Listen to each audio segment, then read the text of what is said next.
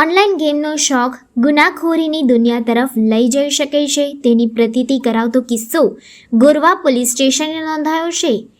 એટીએમમાં cache load કરવાનું કામ કરતી CMS એજન્સી દ્વારા વડોદરા અને હાલોલ વિસ્તારમાં જુદા જુદા એટીએમ મશીનોમાં કેશ લોડિંગ કરવામાં આવતી હોવાથી ગત તારીખ 12મી ઓગસ્ટે હાલોલના એટીએમમાં રૂપિયા જમા કરાવવા ગયેલી ટીમમાં લોડર તરીકે કામ કરતા કર્મચારી અક્ષય માળીએ એક બોક્સ એટલે કે કેસેટ ઓછી જમા કરાવી હતી.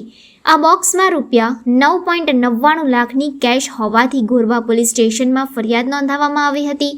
ગોરવાના પીઆઈ કિરીટ લાઠિયાએ અક્ષય અશોકભાઈ માળીને ત્યાં ટીમ મોકલી તપાસ કરાવતા કેશ સાથેનું બોક્સ મળી આવ્યું હતું, જેથી પોલીસે તમામ રકમ કબજે કરી કર્મચારીની ધરપકડ કરી હતી. પોલીસની તપાસમાં અક્ષય ઓનલાઈન ગેમનો શોખીન હોવાની અને આર્થિક બિન્સને કારણે આ પગલું લીધું હોવાની વિગતો બહાર આવી હતી. આ રકમનો ઉપયોગ લોન ભરપાઈ કરવા માટે કરવાનો હોવાની પણ માહિતી જાણવા મળી છે.